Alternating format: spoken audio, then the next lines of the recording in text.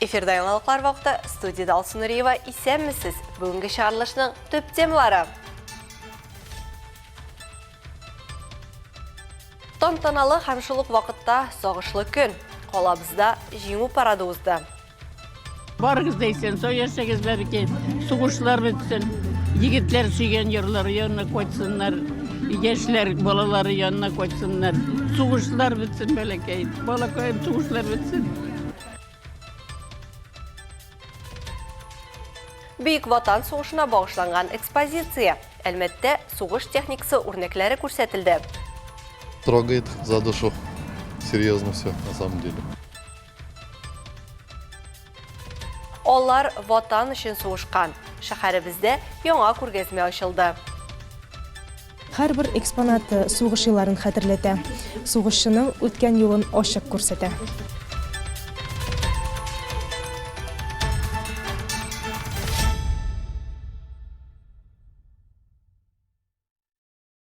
Илебезнең халкы Бөек Ватан сугышында җиңүнең 79 еллыгын билгеләп үтте. Бу тантаналы чарадан әлбәттә әлмәтлеләр дә читтә калмады. Бәйрәм чаралары калабызның Мәңгелек ут мемориаль комплексында чәчәкләр салудан башланып китте. Сүз Рәдифә Нугмановага. Калабызның Мәңгелек ут мемориаль комплексына иртәнге 7-дән бирле халык туктамый агыла. Араларында коллектив һәм предприятие вәкилләре дә, төрле иҗтимагый оешмалар да, шул ук вакытта гаиләләр дә бар. Һәркемнең Бөек Ватан сугышы каһарманнарына әйтер сүзләре һәм җиткерер рәхмәтләре бар.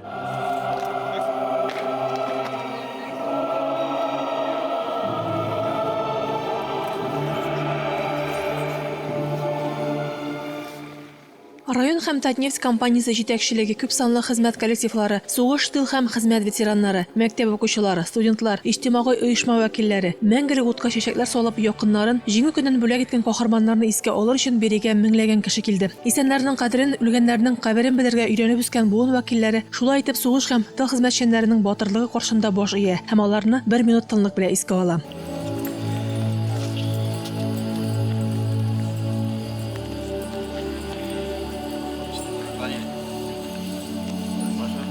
Мөдәссир Сөләйманов бу урынга еш килә. Калабызның Мәңгелек утын кабызуда аның да өлеше бар. Ул аны 1975 елның 9 майына Волгоградның Мамаев курганында урнашкан Мәңгелек уттан автопробег белән үзе алып кайта. Шулай итеп ул Бөек Ватан сугышы ветераны булган бабасы Зиннатуллин Солтанбәкнең хәтерен мәңгеләштергән. Загидуллин Солтанбәк 6 ел булды пленда. Сугыш башлаганда Ржев сугыш эләгеп, анда жарты ел сугышта булып, менә 6 ел булып пленда. Аны американецлар чыгардылар плендан Дрезденда.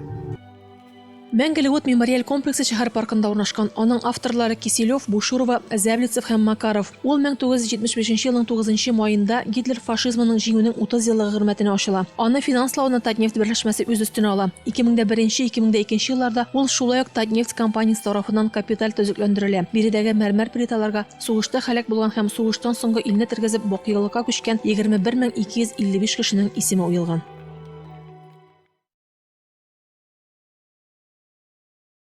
Бәйрәмнең төп өлеше әлбәттә җиңү парады. Ленин мәйданына Россия Федерациясе, Татарстан Республикасы дәүләт флагы һәм җиңү байрагын алып чыккан байрак төркемен трибуна аяк үрә басып, алкышлар белән каршы алды.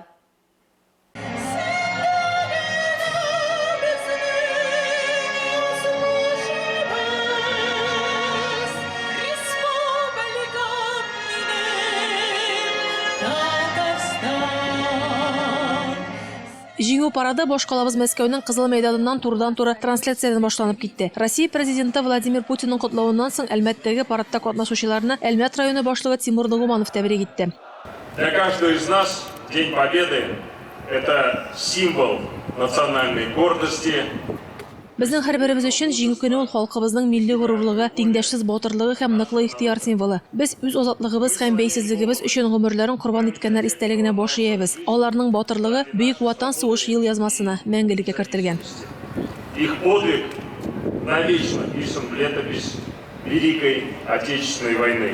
Әлмәтлеләрне Татарстан рәисе исеменнән республиканың дәүләт торак инспекциясе башлыгы Александр Тыгин котлады. Кунаклар арасында шулай ук Россия Федерациясе герое Александр Супанинский, беренче класслы хәрби очучы Александр Невский ордены кавалеры генерал-майор Рауил Мугинов, район һәм Татнефть компаниясе җитәкчелеге, әлбәттә, сугыш һәм тыл ветераннары.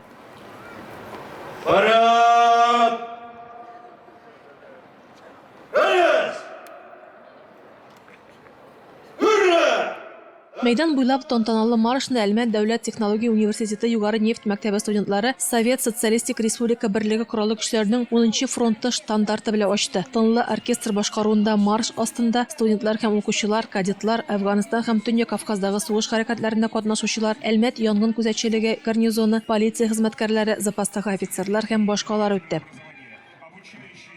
Бөек Ватан сугышына Әлмәт һәм Акташ хәрби комиссариатларыннан 18600-дән артык кеше чакырыла. Шуларның 10,000-дән артыгы гына бөек җиңү көнен каршы ала. Аларның барысын да бүген җиңү парадында искә алдылар. Наҗия Шарипова тыл ветераны. Сугыш башланганда ул үсмер кыз. Шуңа күрә сугыш елларындагы авыр хезмәтне үз җилкәсендә күтәргән кеше. Җиңү парадына ел саен чыга. Чөнки бу бәйрәмне ул иң олы тантана дип кабул итә. Әйбәт булды, юлларда. Халыклар бик яхшы котлады. Аллаһның рәхмәте яусын. Безне хөрмәтләү өчен чакырган өчен Аллаһның рәхмәте яусын. Барыгыз да исән-сау яшәгез бәбекәй. Сугышлар бетсен. Егетләр сөйгән җирләре янына кайтсыннар. Яшьләр балалары янына кайтсыннар. Сугышлар бетсен бәләкәй. Балакаем сугышлар бетсен. Хәтернең шикләре юк ди бәйрәмгә чыккан әлмәтлеләр. Җиңү алып килгән 9 май иртәсеннән 79 ел узса да, әби-бабаларыннан әти-әниләреннән оныкларына күчкән бу сагышлы бәйрәмне һәр гаилә якын итә. Шуңа күрә бәйрәмгә сугыш каһарманнарының фотосурәтләре белән чыгучы әлмәтлеләрне дә очратырга була иде. И мы каждый год чтим память наших. Без ел саен җиңү көнендә әби-бабайларыбызны шулай искә алабыз. Бу традицияне балаларыбызга да тапшырабыз. Алар да искә алсыннар, онытмасыннар өчен. И так далее, чтобы все помнили.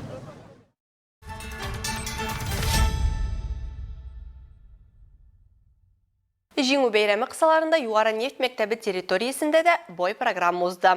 Бәйрәм концерты, сугыш чоры техникасы күргәзмәсе кыр боткасыннан сыйлану каралган иде. Халык парад бетүгә үзәк мәйданнан күргәзмәгә юл тотты. Бер юлга тезелгән раритет машиналар әлмәтләрне дә, килгән кунакларны да битараф калдырмады. Тулырак киләсе минутларда.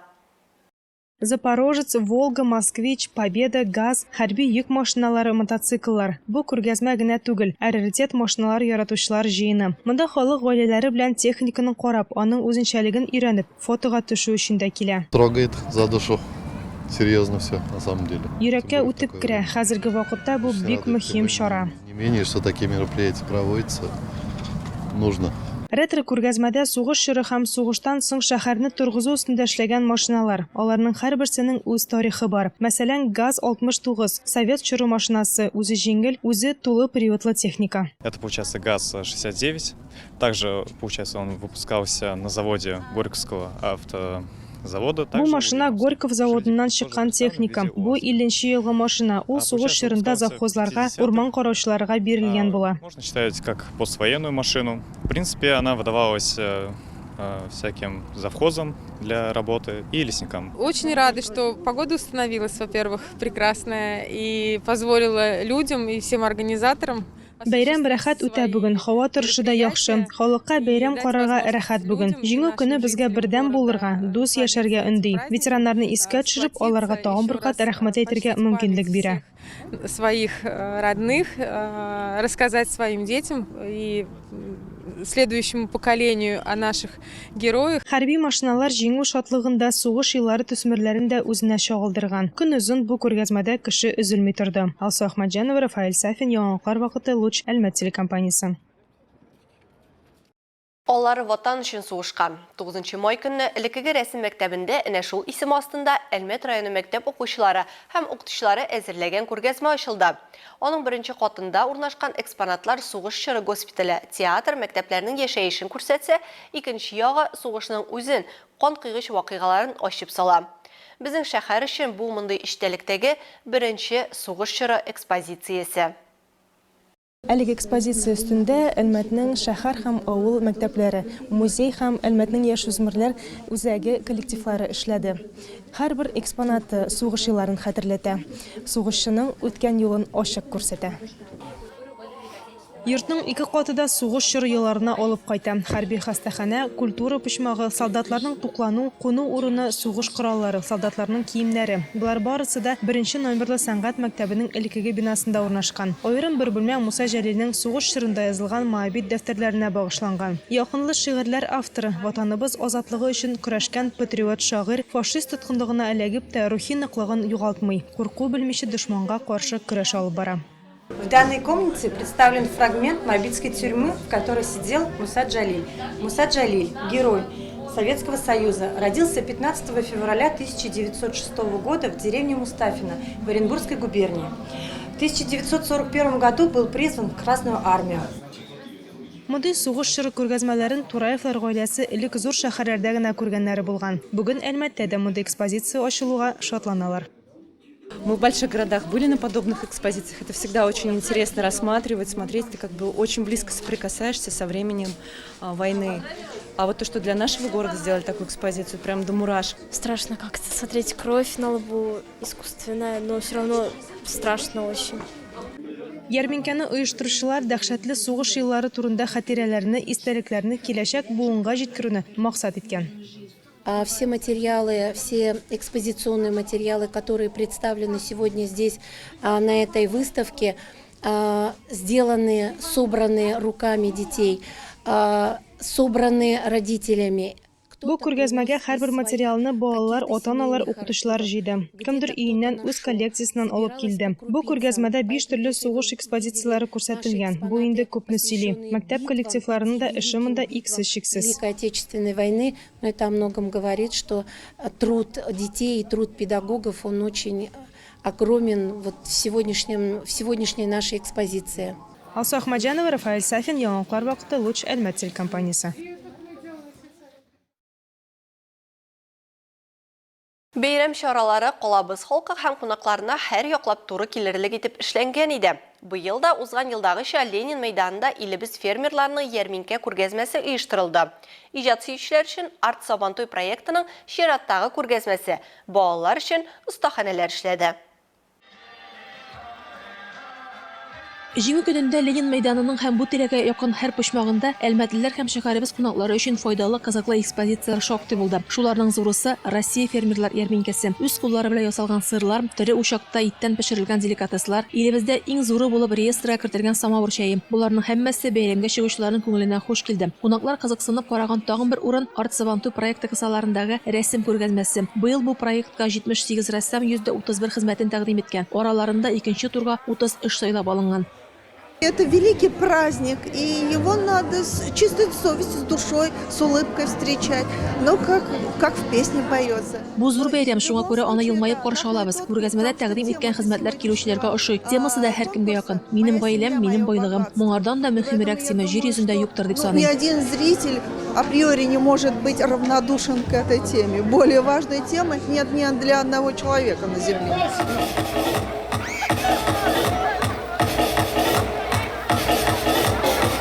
Ярминкә күргәзмә эше барышында төп бәйрәм сәхнәсеннән колабыз талантлары чыгышын дәвам итте.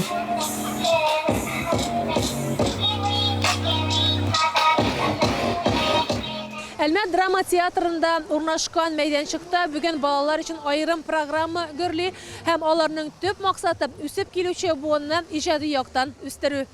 Остаханәләрне башлыча яшүсмерләр клублары вәкилләре оештырган иде. Рәсемнәр ясау, буяулар белән эшләүдән тыш биредә яңа технологияләр кулланып, төрле сувенирлар һәм күкрәк билгеләре ясарга була иде. Әлбәттә, аларның төп темасы Бөек Ватан сугышына нокта куйган җиңү көне. Рәдифә Нугманова, Илдар Гыймаев, Яңаклар вакыты, Луч Әлмәт телекомпаниясе. Җиңү көннең соңгы этабы бәйрәм концерты. Быел кичке программаны марш, виахит, емле һәм мип төркемнәре гөрләтте. Карлы яңгырлы һава торышы булуына карамастан, Үзәк мәйдан һәм Каракүз скверы җыр-моң сөюче әлмәтлеләр белән тулы иде. Сирин чәшкә атканда кар яуган җиңү бәйрәмен үткәрүне әлмәтлеләр әле озак еллар исләренә төшерделәр. Бәйрәм дәвам итә.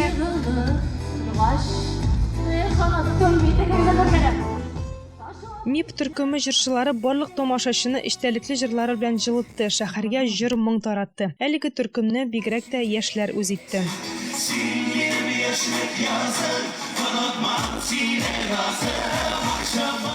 Эстрада артистлары белән бер рәттән Әлмәт җырчылары да катнашты. Араларында яшь талантлы җырчы Данил Султанов.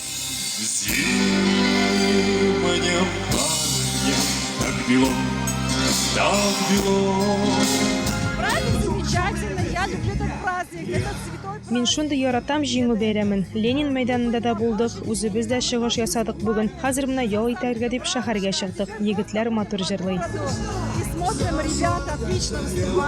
Сәхнә осталары башкаруында Бөек Ватан сугышы елларындагы җырлар гына түгел, заманча композициялар да яңгырады. Тамашачылар игътибарына дәртле биюләр дә тәкъдим ителде. Бу сәгатьләрдә патриотик концерт программасын караган улысы кешесе һәр артистны бик җылы каршылап, кул чабулар белән озатты. Алса Ахмаджанова, Илдар Гыймаев, Яңалыклар вакыты, Луч Әлмәт телекомпаниясе.